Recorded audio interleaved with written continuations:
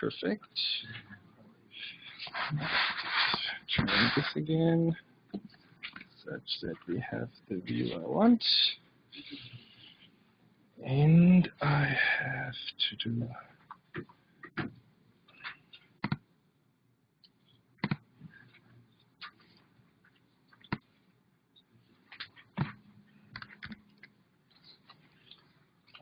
okay, let me see.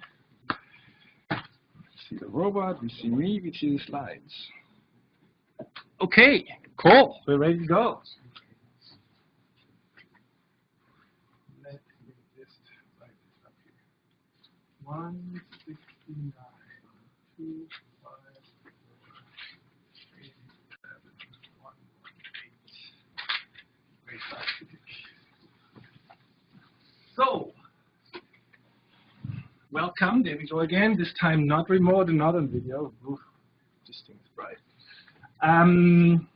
What would I like to do? So I want to do two things. One is give you a moment to ask questions in case you didn't have a chance to do this for the last 1.5 weeks. So I just want to, for a tiny moment, repeat some of the main points of actually the linear control lectures, since I really care about those. And you will see some of that reflected in the next homework assignment, which will come soon. And then second, I just want to play with the NAO robot instead of being deadly serious. And that is kind of preparing you guys slowly for being able to play with that yourselves. It will happen hopefully in about 1 or 2 weeks from now. I have to get back to this idea of that you come in groups, not individuals. You not get a robot, each of you. Groups of 5, 6 people, so roughly that's what I need. If the groups become too small, we cannot run you through the labs. That is not possible. We don't have enough robots that everybody can just play individualistically. Have you guys put any thoughts on grouping? Not groupies, grouping. The spreadsheet is fabulous. I don't care about the spreadsheet in the end. I care only about the final result. All the logistics on the way, I don't care about the processes. I just care about the groups in front of me. And one person is going to be my point of contact. We call him or her a group manager. How about that? Not that you get anything extra for being a group manager. I'll just annoy the hell out of you if your group doesn't do what you want. Okay? I will send email to everybody again to make sure we get these groups together. Since I need these groups, since we will just say group 1 till 5 come next Tuesday or Tuesday in a week for 2 hours to the RTH 422 lab, and group 6 to 10 come another time. That's the kind of language I like to speak. I don't want to know who you are, what you are. No, not true. Just not on that level when it comes to this grouping and lab stuff. The idea is that you get one of those robots and get going on it. Now, the best thing, and I will tell you more about this, is to use your own laptop. One person hopefully has a laptop. Most people have hopefully one. And initially it can be Windows, Linux, or Mac OS X. Doesn't matter. All software is on the web. You can just download it and use it. It will be straightforward. Later on, we will prune it down and get rid of the evil empire, which is still Windows. Not sure whether it's still true anymore. At some point, it was Android or what knows what. Okay, good.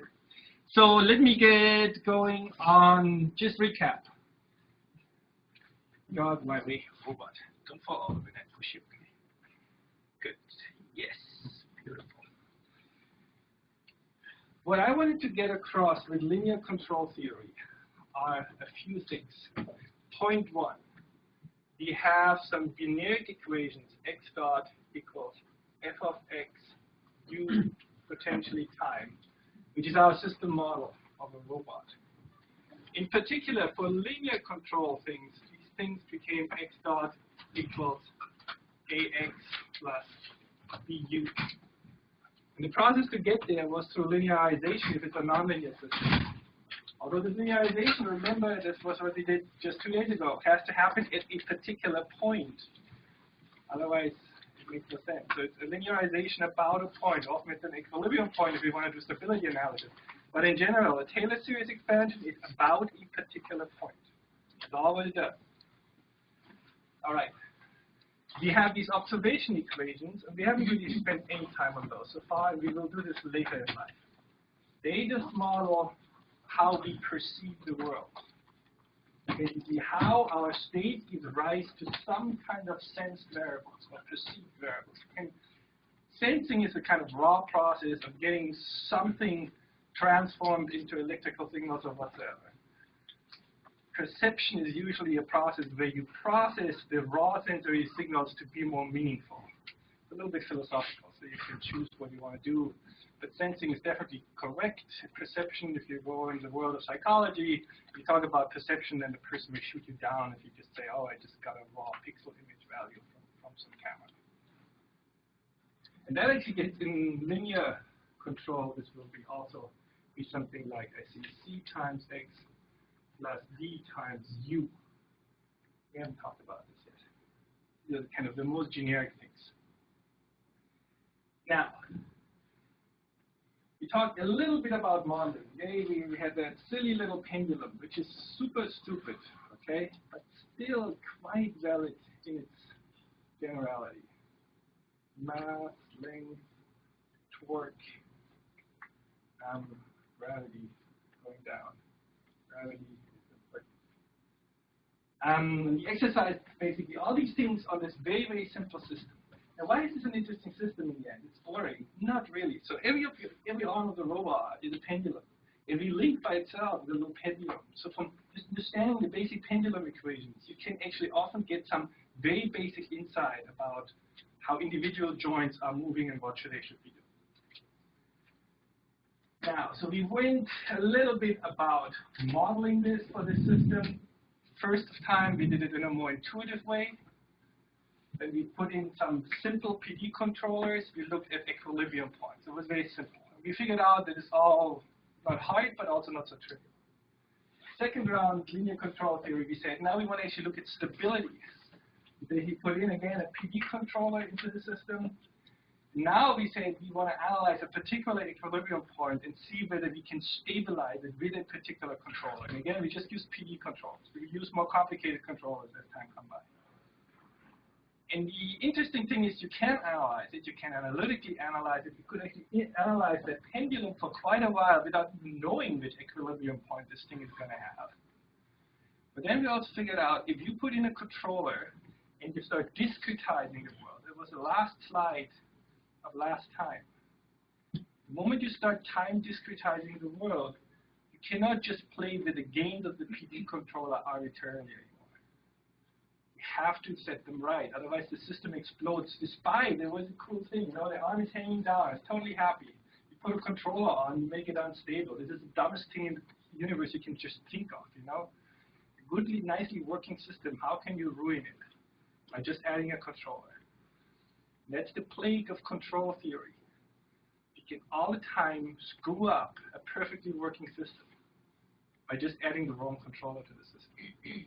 This is why all this the story about controls, linear control, nonlinear control, stability theory, modeling, all these things matter. And then if you make a little robot like this to work, or even a bigger robot, but this is quite an amazing humanoid robot. It has pretty much everything what a normal robot has, even if it's bigger.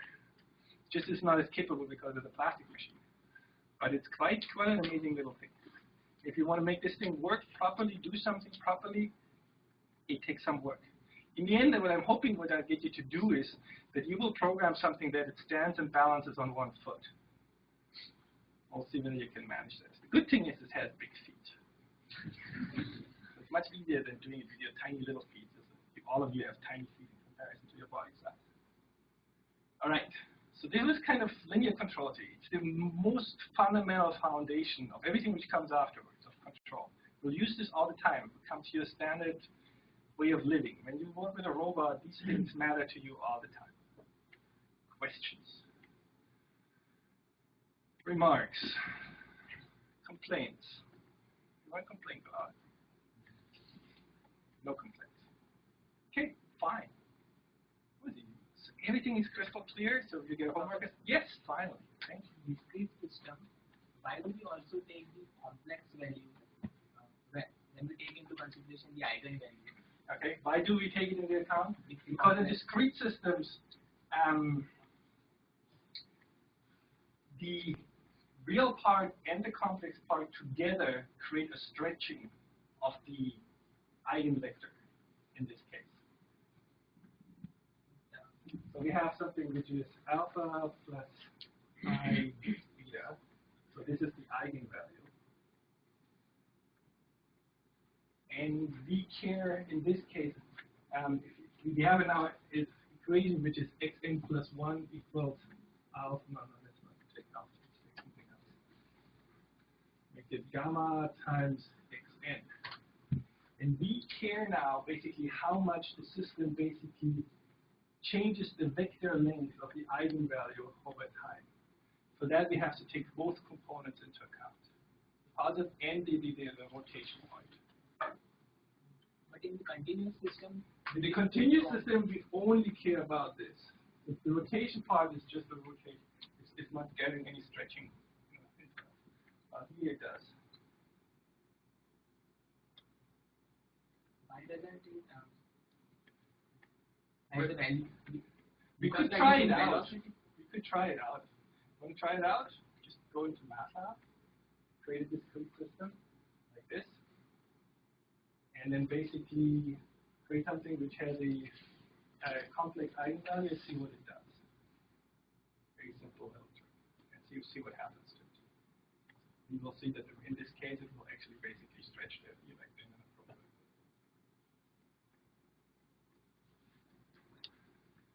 Other questions? No? Not if they robot? Yes.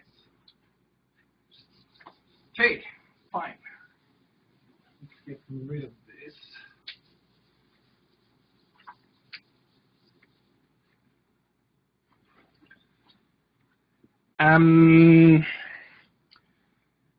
The NAO robot. So I basically stole slides. I did not create those slides since there's plenty of slides on the web, so it's much easier for me. Very important is actually we have a very nice website for the NAO, which you may already know if you go on the website, you'll find on our course site.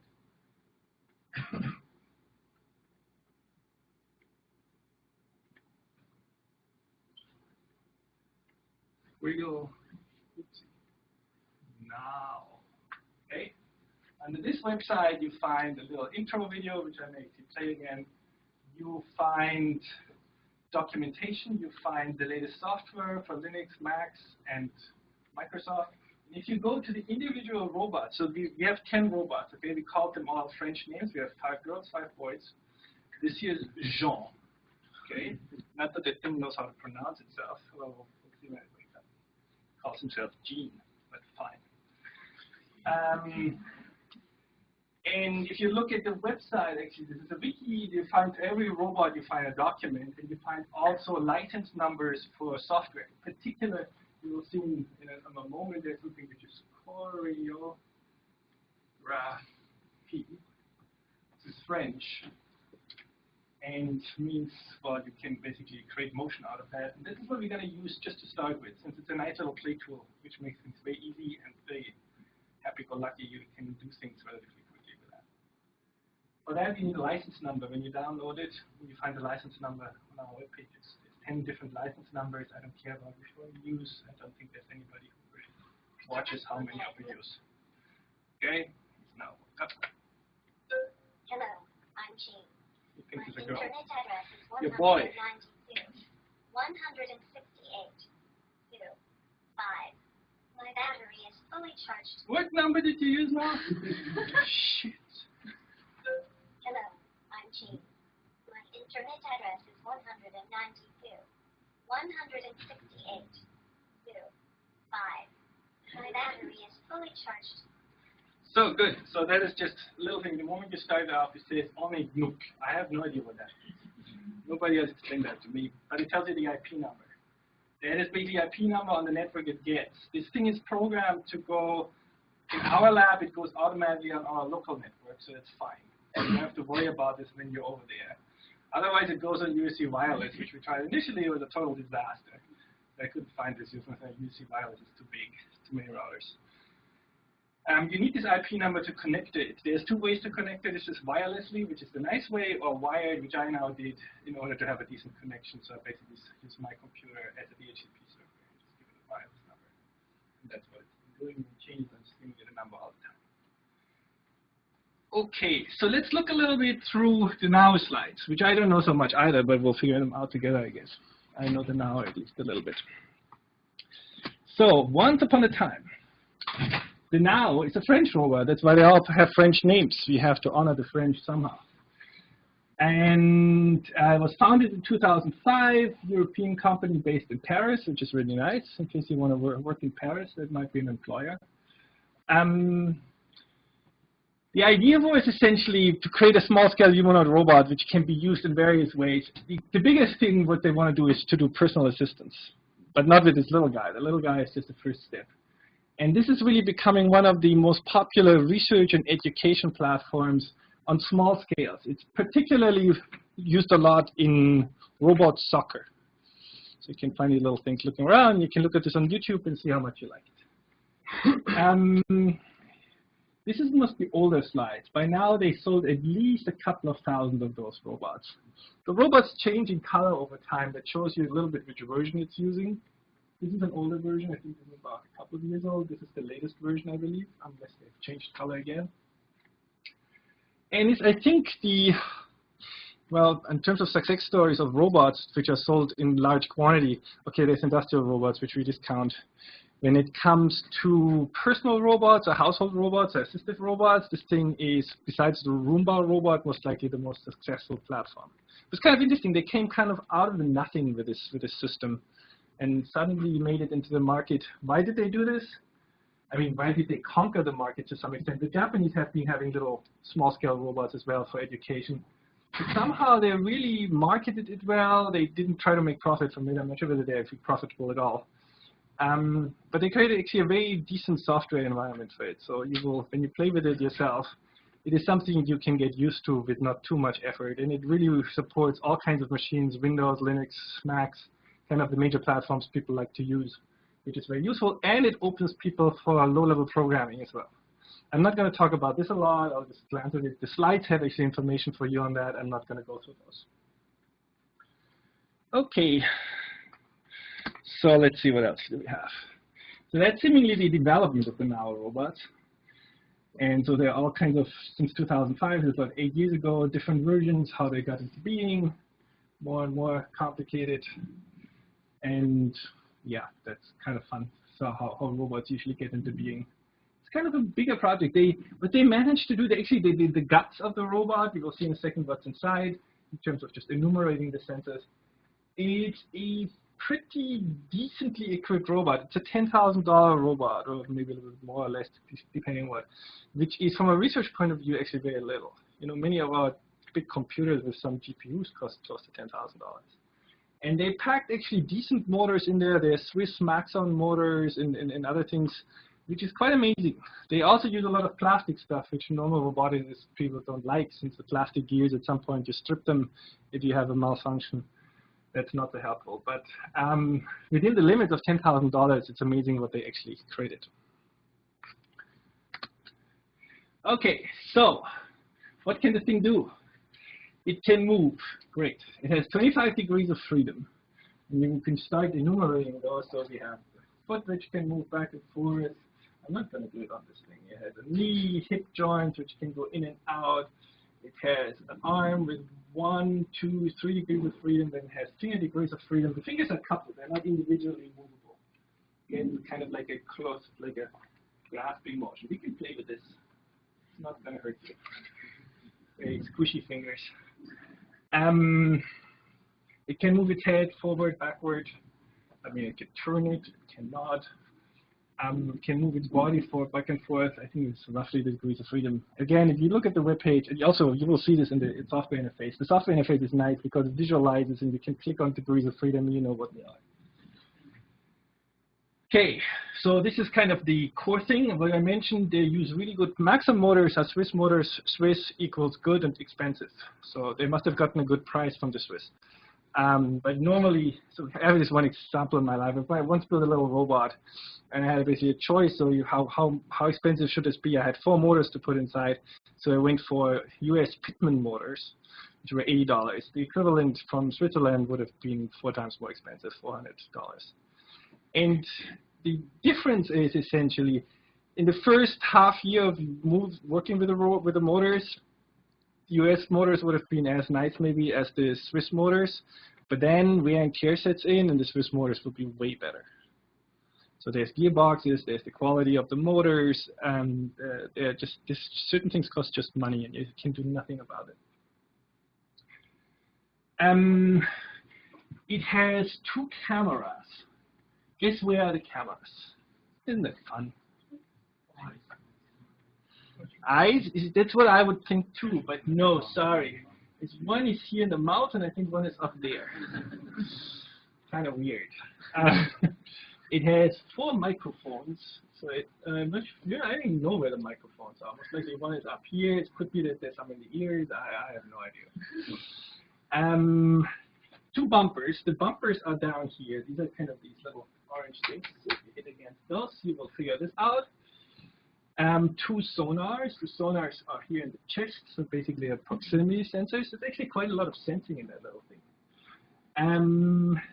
8 FSRs. What's the FSR stand for?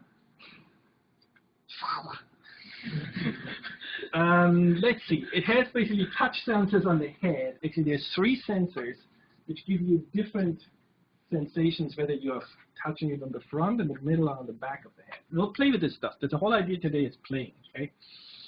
1 DCM. These are most likely these are the foot sensors, I would assume. These are the foot sensors which measure where basically the forces are at the foot. We'll get back to that. But when we use this thing, we'll learn more about it. There are certain things I don't know by heart either. We just have these robots for about 1.5 years, and we're just starting to use them now for teaching as well. Okay, this is old by now. There's an Atom processor in there. The others, I have 2 sets of slides connected to each other. I think the second set is a little bit more up to date. And it has much more memory by now. I think it has 1 gigabyte in there, 2 gigabytes flash. Then it has a software suite which comes with that, and this is what you can download from our website. What else do we have? 2 loudspeakers, multiple LEDs, tactile sensors. Okay, these are the tactile sensors here on the head. Prehensile hands, that means they can close. Infrared sensors. Where are the infrared sensors? These are the eyes of the infrared sensors? Okay, eyes are infrared sensors. And Wi-Fi connection. So, okay, this is an older slide. This is a couple of years old, but it still captures the main things, I hope. Good.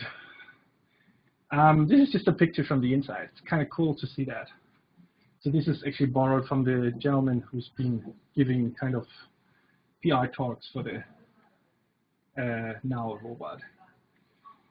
So yeah, I cannot tell you too much about it. There's basically an onboard computer. You can swap out the computer when it breaks, about $1,000, $1,500. It's not the worst thing. It can overheat. When the thing tells you I'm getting hot, it means it's getting hot. Maybe it's time. Give it a break. It has lots of LEDs, so these eyes and the ears have colors. Kind of interesting. I think it has the speakers actually in the ears. The opposite of what you would think you should be doing. Magnetic rotary encoders and motor controllers. So this is just to give you pictures. We'll talk a little bit more about details. You see gears, force sensing. There's some stupid gears. I'm not sure whether they're plastic gears. Well, most of them are most likely plastic. Plastic is good because, well, fine. If you get an overload, the gear breaks and you swap it out. Plastic is bad because if you give it an overload, it breaks and you have to swap it out. So kind of mixed blessings. So you don't break too much down the road, but you still have to do things. And plastic stuff wears out over time. So it runs basically 1 computer on board, and essentially this can do a certain level of computation directly. It has the fastest access to the sensors and the fastest access to the motors. And if you want to do more complicated things, you have to route it wirelessly or wired, usually wirelessly off-board, and then do computations there and send it back. The software they provide is essentially giving you these 2 modes that you can either write software on your host computer and then basically have some protocol which sends messages back and forth and to get stuff from the robot and send things to the robot. Or you can basically write your program, cross-compile it, and put it on the robot's head. Then within the limits of that little head, there's not too much which fits in there. Good. Our software suite. OK, so this is essentially what they offer as software. Very important. There's a software development kit. This is really nice. It's in C++. It also comes, I think, in Python, a version of it. It's really nice. It's a very nicely, yes. So it doesn't have any HRS. HRS. Does it have interaction system? Say again? IMU. IMU. Yeah. I don't think it has an IMU, from what I know. But we'll figure it out at the run of the course. At some point when we have all the interface stuff going, we'll figure it out, whether we can find some IMU data. But I don't think it has. But we can look it up in a second. We go to the manual to the latest version of this thing. It's just you said about downs. Yes, it basically, I'm not sure whether they use IMU. They usually assume that your feet are flat on the ground. And from that, actually, they get some pressure sensors which tell you essentially where each foot is and where the center of mass is. And the center of pressure in this case, which is in a slow robot the same as the center of mass. Yeah, so this SDK is one thing which matters. The other thing, which is choreography, this is the other thing which matters.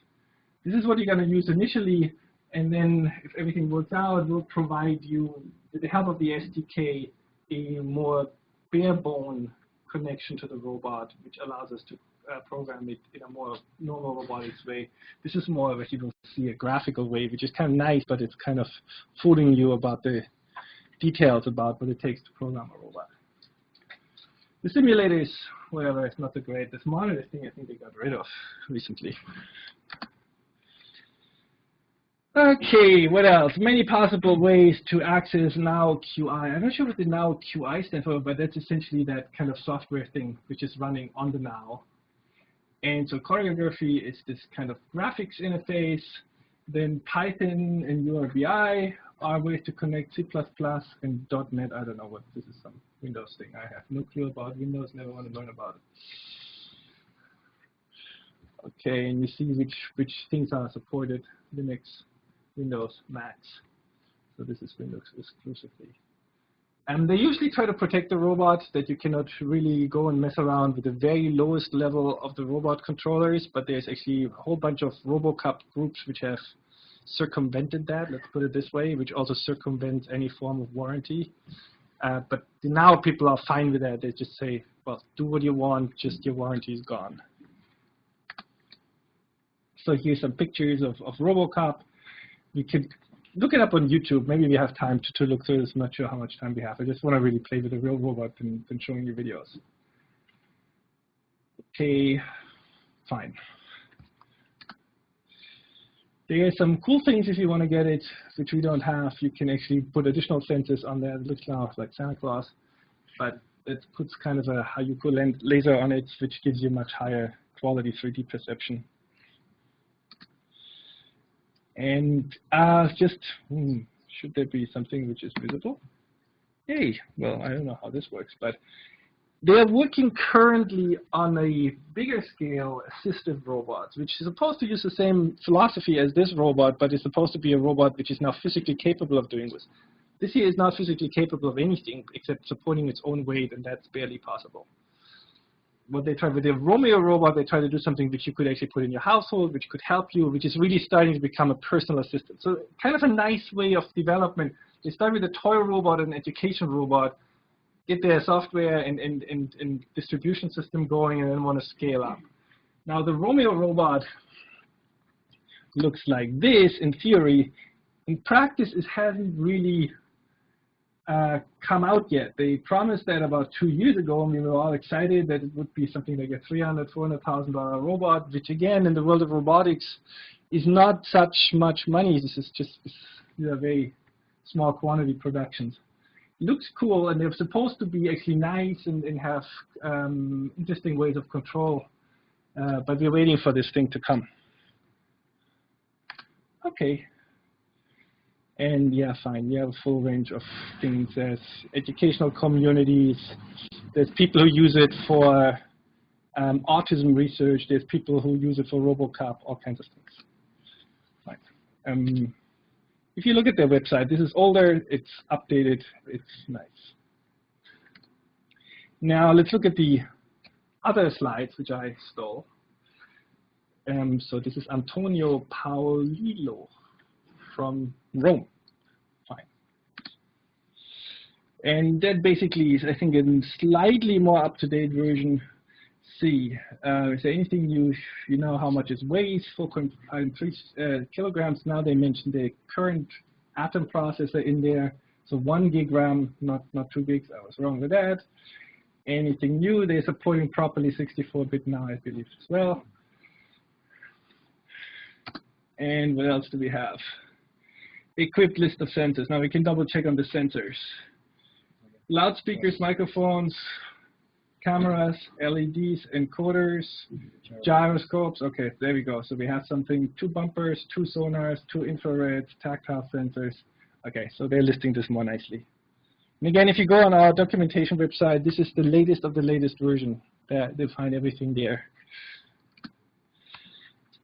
This is this now QI software environment, which basically tells you everything you can do. I'm not going to go through this parallelism, synchronization, events, resources. It's kind of nice. If you saw Peter's Ross lecture, which kind of tells you how a general open source software system was developed for robotics, they did the same thing essentially. They just did it their way. And it's solidly different from Ross. But it's the same idea that you create some modularization, then some message passing between modules in ways that how to basically add new modules to the system. What they did actually much better than the Ross community is they really, well, this is a crummy robot in some senses, can just do 100 Hertz communication. But they do have modes where you get essentially real-time 100 Hertz communication back and forth. Ross has no real issue about, or no real notion about doing real-time control. In real robots, we care about that. And they did actually a nice way that you can stream signals out and get them back as fast as possible. And you don't lose too much, I believe. So they did actually, Ross is more kind of a high-level modularization and message passing software system, but it kind of ignored the low-level thing, which most roboticists, at least if they have high-performance robots, they care about. Since real-time matters, you do discretization of controllers. It's just a little delta t. Now, delta t is normally fixed. Okay, that's what a computer is supposed to guarantee you. It clocks you at, say, a millisecond. Now, what happens if you get a 200 millisecond delay spike suddenly? Maybe for a little bit longer even. Your robot goes nuts. It just goes unstable. That's why we care about real-time so much. Real-time is also important when you do signal processing, like if you do differentiation, like you take one position value now, one at the next time step, and divide it by delta t. You expect that delta t is delta t. That means it was 1 millisecond. Now what happened is it was 200 milliseconds. You get just massively wrong values. Since you don't know about it, you just assumed it came in 1 millisecond rhythms. Okay, and there's all kinds of little software knickknacks in there. I'm not going to this, so they have this, they call these module management system, they call them brokers, and they have all kinds of little modules which give you access to the different sensory modalities. And you basically write software where you basically load these brokers, connect to them, and then tell you, I want from you actually the position sensing, I want from you the visual images, and from you I want the gyroscopic readings, for instance. I'm not going to go through this. This is, you can look this up. We don't need that. It's just basically background information if you want to compare that to Ross. So basically, here's the different ways how you can access things. Was there anything else which is important? So this is essentially what they stress. Low-level programming is more laborious, but you can allow really nice direct control to the robot, which is useful. And it's kind of how their communication model works. So fine, they use something weird. Okay, they don't use CMake or some other make tool. They use QI build, which is something they build themselves. It's just everybody invents their own tools. It's just kill these people. So Ross has their own thing now that's called Captain, the latest version of it, which they use in order to wrap CMake. Now CMake is actually pretty okay from my point of view. Why do you need to wrap it again? But good, fine. people do that. With QI build, you can download it, install it, and then it builds things somehow more nicely, and it creates some kind of a meta language to CMake, which I find if it has to be, maybe it has to be. So let's see, this is actually nice, kind of how things work in reality. So you can actually communicate from your computer to multiple NAOs. They basically do a protocol between the robots, and if you have heavy-duty things, you just run them on the robot head themselves. That is the main message of this. This is now examples, how things are done. The programming is pretty reasonable C++ programming. It looks quite structured. Okay, this is an example. I'm not going to go through this. There is now a simulation interface. There is a VBots interface. VBots is kind of a, is it a free software tool actually these days, or does it cost something? I think it's largely free. It's based on a physics engine which is called, what does it use? It doesn't use Bullet, it uses ODE. It's basically a numerical engine which simulates robots, and then they basically created a now specific interface to that, which is useful. What we are going to go into is this now. And this is Choreographe. And this is a graphical user interface, how to create behaviors which are already given. We're not going to talk about how to program them. You can also create your own little modules. But it's your first, basically, entry level to the robot to play with it and see what it can do, and particularly what it cannot do. Okay, this robot is not super powerful. It's just a reasonable, fun little robot. And so you will can play with those things like ball tracking or face tracking. The illumination here is at best so la la, but we'll see how this works. And then basically, people basically program little behaviors, and they have control diagrams in mind. So if you have a robot you want to control, how does this work? There's a ball which you perceive through the cameras. You basically figure out where the ball is relative to the head. And you have to do some image and post-processing, tracking of the ball. You figure out where the ball is. And in the end, have to put this into some motion in the robot, which tells the robot where to look at to track the ball. We can try this out. So that's the fun part of today. I have one set of batteries. That's it. And then we're dead. OK. And so you'll see it has a couple of modes, but we'll play with this in a second. This is the ball tracking idea. It's just basically looking at a ball which is in front of you and can also follow it. Cool. Let me do something else, if I can manage. And that is,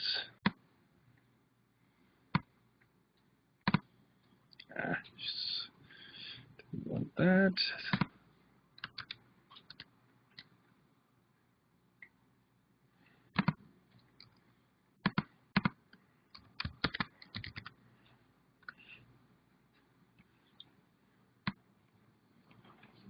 Okay, let's show you this video one more time since it's kind of cool. At least you know what you should expect if things worked.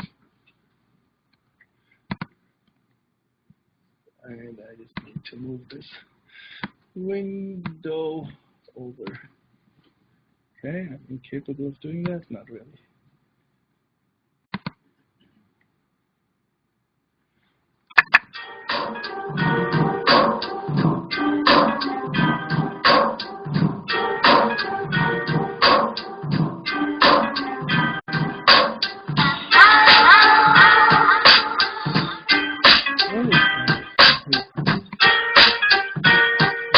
It's not slow.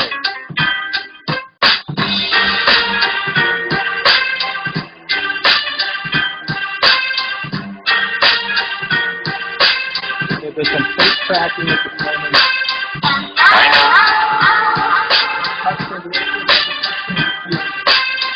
Hi, Pop. How are you today? Fine, thanks. Are you ready to do some work this morning? Sure. Say you love me. Say you love me. Say you love me.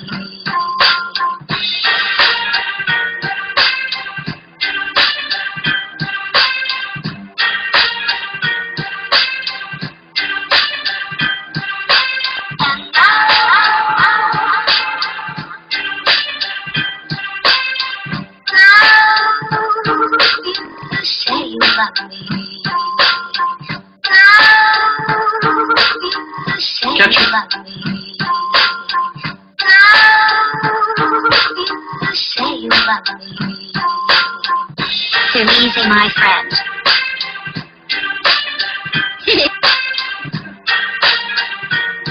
Come here.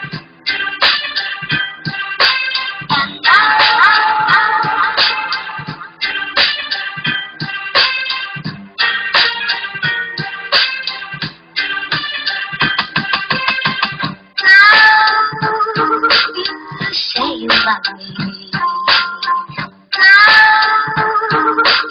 Say you love me. Say you love me. Try again. That's not really funny.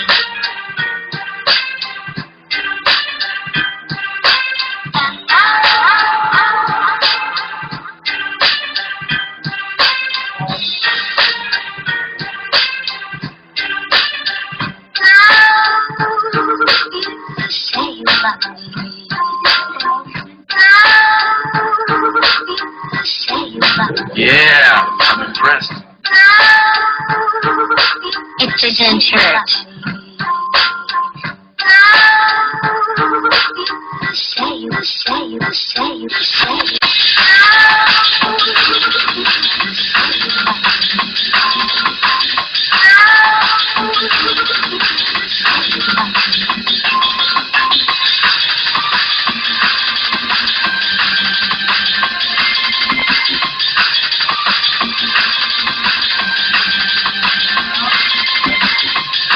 Ramping up the expectations to infinity.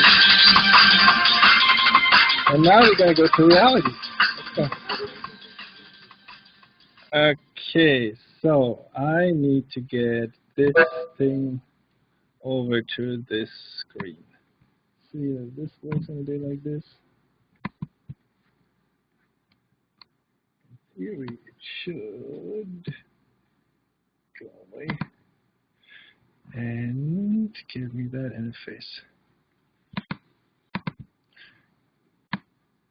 Let's see if I can make this the right size. Oops. Oh, that's useful. Just went back to the other screen. Please don't do this to me. Okay, let me do this differently.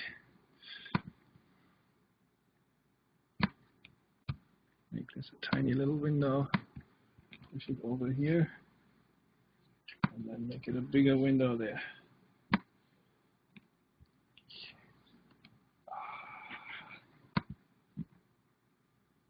Okay, so this is what Choreographe looks like when you start it up. You can customize it to look slightly more what you want to see, but not super important. Good, perfect. That's what I wanted. And now the windows are a little bit squished and it's not the right size because I changed the size here, but we'll do our best to make it roughly okay. First of all, when you have this thing running, you need hopefully a menu bar, which is on my side, unfortunately. Is it? I was usually confused. Sorry, this is a little bit harder. Here we go. And I need to connect. So there was now the menu bar was connect to, and there's Jean. And he should appear on your local network. If he does not appear on your local network, you know that something is not working. Come on, guy. Oh gosh, I'm so bad with the mouse for looking at these things.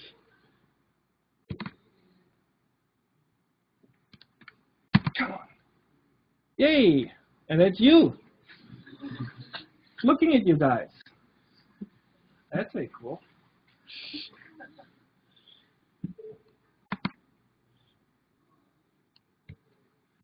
And this, basically you can look at the robot a little bit. Let's see what we can do to get started. How much time do we have? Okay, let's do simple things. So how this is actually a mode where you can play with the robot, but I'm not gonna do this too much right now. But we can do the robot, tell the robot something nice. We can tell it to stand up. Maybe this works. There's some ready to go behaviors. what matters is that you turn the motors on. And this is done now.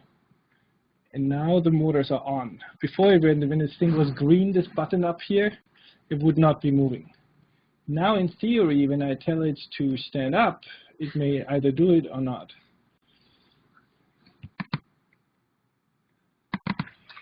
Oh, shoot. Okay, good. Nice enough to somehow that falling, it is not a total catastrophe. Okay, still looking at you guys.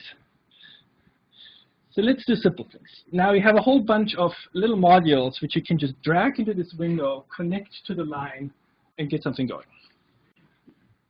Oh, actually, here's something I wanted to show you. This popped up on the wrong screen.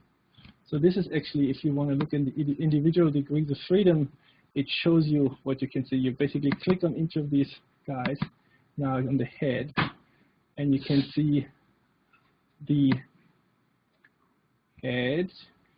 Now, oops, okay? It's easy to play with the head. If you play with the legs, it falls over, okay? Keep this in mind. Be nice to it. It's also a good idea to put it on the floor, which I just put it up so that the cameras can see it in case someone is watching remotely. So we have 2 degrees of freedom for the head. That was easy to figure out. Let's see, the arm has 1, 2, 3, 4, 5 degrees of freedom, and then it has the fingers on top of that. So we had 2 in the head, 5 per arm, makes a total of 12. See what the body has to offer. Nothing to offer. Okay, legs have 1, 2, 3, 4, 5, 6 degrees of freedom. Gives us another 6. 12 plus 12 makes 24, so we're missing 1 extra degree of freedom, which almost like the fingers. And then we have everything. We're roughly at 24, 25 is what they said.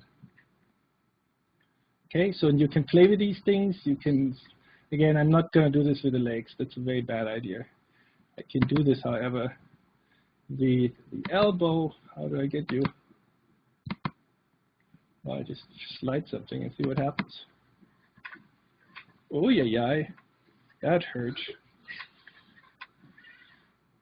Okay. You see a little, when you hear a robot, this is almost not so great quality. It's one of the few things that you can hear in a robot. You hear this little plastically and whatever, but still, it gets us going. Good, so that basically shows you a little bit what's going on. Now we can start with different modules and play with those. Play sound. Oh, let's do voice. Say something. That's easy. Saying something is always good. We just connect it in and connect it out, and we say something in English. Very brilliant. Let's see whether this works. And you press go. Hey, talk to you. This is so cool. So the boxes are obviously a little bit smaller. And you get all kinds of additional information. So it's a nice interface, as you see. It's a nice interface to get known to the robot and play with it, not do anything too complicated. It has sound localization. I haven't tried all these models yet, and that is something you guys can just play with it. When you have your lab, just play. Just don't ruin it. Let's do something more interesting. How about we sense something, since that's kind of cool. We go to walking in a moment, but this, I just try to do all the things which don't break the robot first. God, I cannot work with this. So, bumpers, foot detectors, heat detectors, is in collision. It had all kinds of cool stuff. Tactile hand. How about we do something new? So we use the box tactile hand, put it here. Never tried this. It's going to be interesting. Let me disconnect that. And what I want to do now is we go to the tactile hand, And then I assume, what is this connection? Name, left touch, type bang. The left of the hand was touched. Cool. If the left of the hand was touched, we say something. And afterwards, see whether we can do that. We try to return to the robot. Did this work? No. Some point of life it worked. Okay. Cool spaghetti graph, huh?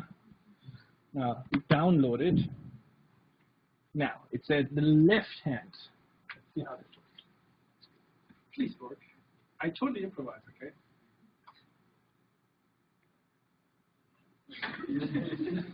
Okay. Hi, students. Aha. I have to squeeze a little harder, okay? I'm a gentle guy. That's what you do. You first squish soft and gently. That's what you do with your friends and spouses and whatever, you know? Squish gently first. Now, how did this work? Doesn't work again. Maybe my programming sucks. Okay, fine. Where are we stuck? There. I thought we'd go multiple times. Oh, okay, you see actually the green light? Ah, I'm touching the, sorry, I don't know how to touch you. So you can actually see the green light on this icon with what part I'm touching. And I'm just learning about this. Hi, students. Ah, so there's Hi, it. students. Okay, it's a sensor which is up here, not the orange thing. I'm just too much in the colors. Hi, students. The lower one is here. Hi, students. Upper one here is somewhere there. Hi, students. Okay, now Hi, students. now it is stop. Okay, this is something for you to figure out. Okay. I could do the same thing with the head now, but see, there's 3 different touch sensors as well. We do this drawing as well. It's kind of fun. Good.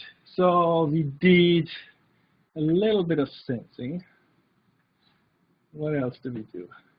Now, okay, let's get rid of all this mess. Boing. Boing. Boing. So on the website, it tells you to do something. If you want to figure out whether the robot is working or not, there's actually a complete motor behavior. Sensing, moving, animations, dances. It's relatively safe. It's a Tai Chi dance. Now I have to basically take care of my robot. It works the best on a slippery surface. It may work on this carpet. And I will try to assist the robot from not dying in case something goes wrong. And off we go.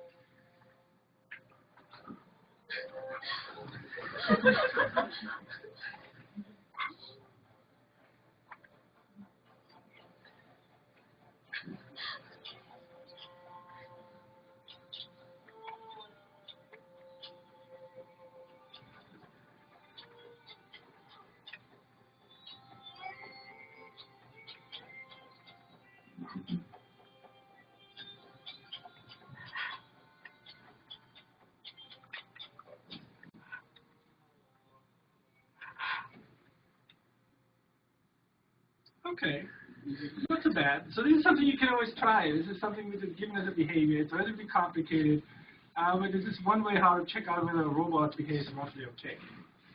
And it did a good job. Well done. See, what else can we do with this? Let's make this more interesting. Tai Chi, we've done. Let's get rid of this. And how about we just do something simple? We sit down, and then we stand up. That's kind of cool. Okay, I failed to operate the mouse. Actually, what are the two outputs? Success. The other one is failure. Okay, so they have different modes. If it's successful, I tell it to stand up. If it's unsuccessful, I tell it not to do anything. And we go back to there. So, and I will run there again and assist the robot from not dying.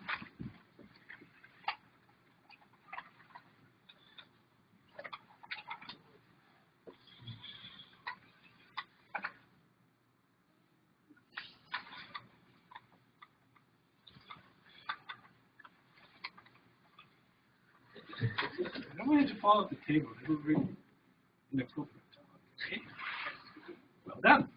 So you see, actually, it uses a lot of sliding of the feet across the ground. So if you have too much friction with it, it will just fall. So high cockpit will most likely not work very well. Now, let's do the next thing. We have to do some walk. I want this to be in the cameras at least. So then this is our walking pattern. There we go. See how that works.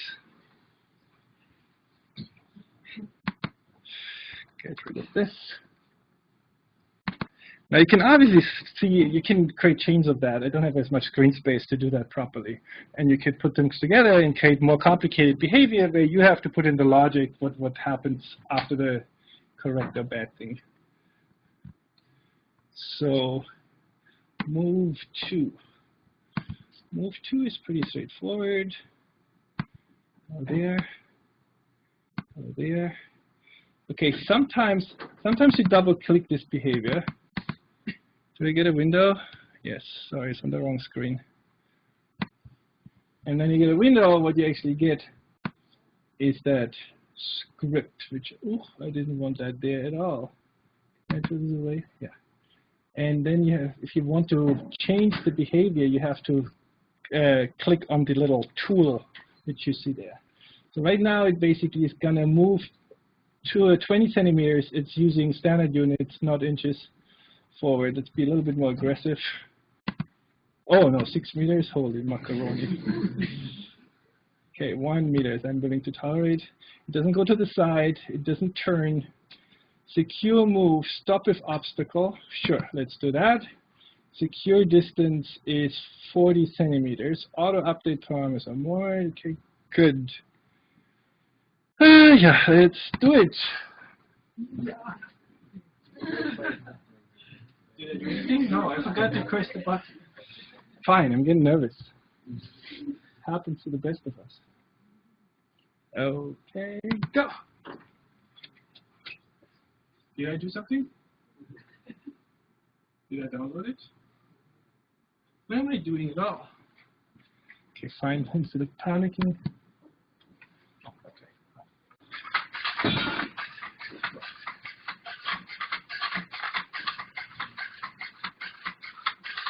Not softly. Okay, 1 meter. Okay, okay. It is not precision involved. Okay, this is approximately 1 meter plus minus half a meter slipping around. So let's try to do something super aggressive. We create an obstacle. This is my obstacle. See how this works. Okay, ready, steady, go. Using the sonars, basically figuring out 40 centimeters. You can try something further away and see whether that works. It's interesting now, basically I interrupted it in the middle of the walk. I'm not sure whether I can go back to this properly. I just have my little behavior here and get it straight up. And let's do this again.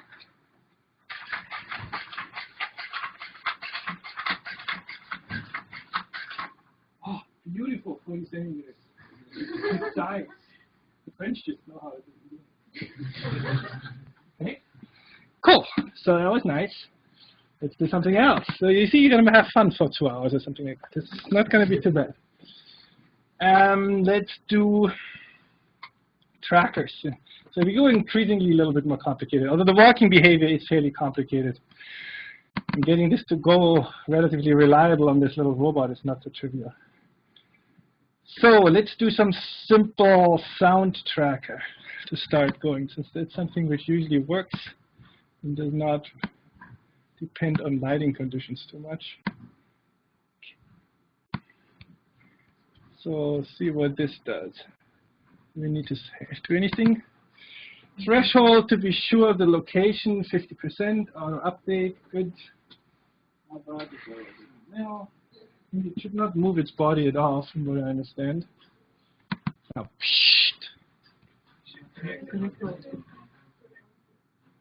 what? Yeah, the second connection. Oh, the second thing. This may actually be irrelevant, but practically fine. Hello? No, not. I'm. Someone, one person say something. Hello. Do something like clap. Now.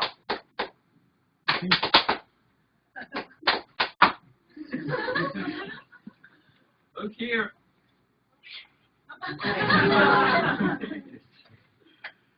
Hey now. Hello. Okay, now you're confused. Yep. No. Here. So far for sound localization. Can you come down here? Hello. Now. Jean. No, maybe it's Jean. Find look here.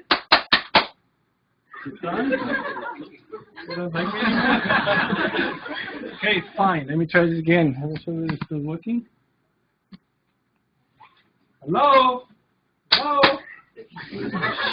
Shoot you. Hello. Okay, let me just abort it for a moment. Let's put the robot.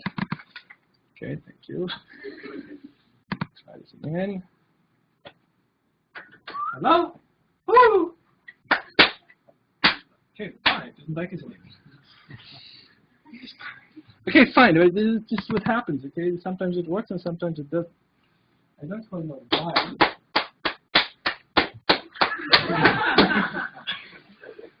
I should not record that lecture. It's really embarrassing. Good, fine. That behavior sometimes works and it doesn't. So don't be surprised if things are not perfect. Now, walk tracker. Let me see, we can do movement tracker. There's a little bit, the walking I do last before we go, since I may just fall. So let's see what we can track here in terms of movements. We can movement tracker, so this is just a person moving in front of the robot, I believe. See how this works. Oh, yep, here, me. Yeah, that's me. Yeah, that's very polite. Always make eye contact, otherwise you'll never get a friend. Okay, so you can try yourself. I'm sure you just don't stop looking at me. Look somewhere else. Go up, look there. Come on, wave. You guys in the front row. First, you need to get the camera doesn't only have a small range of motion, so if you're too far to the side, you're not going to have a. I'm going to guide the robot to you, and then run away. It likes you.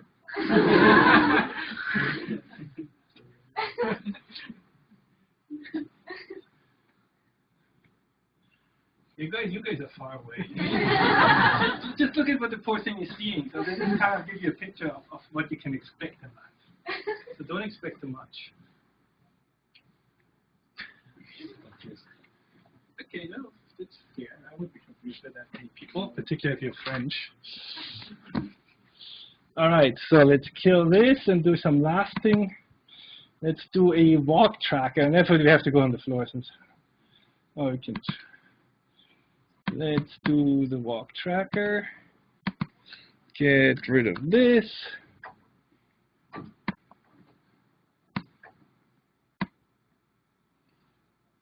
What is actually this here doing?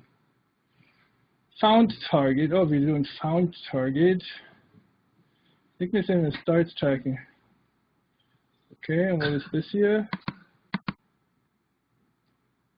It's actually useful to know what it's doing. Sensing sound, play sound, where's voice? So if we find something, how about we say something? It just says hello, I guess.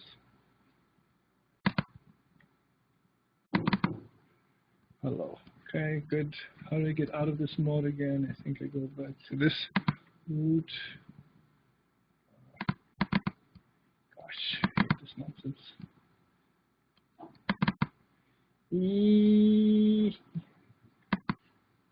There's a way how to get out of this mode. Here we go.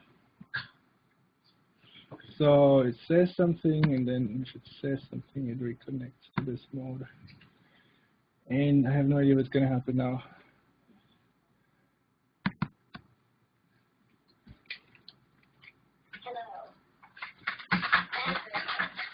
Where are you going? No. From me. Come back. Come this. It says battery low. Come here. Here.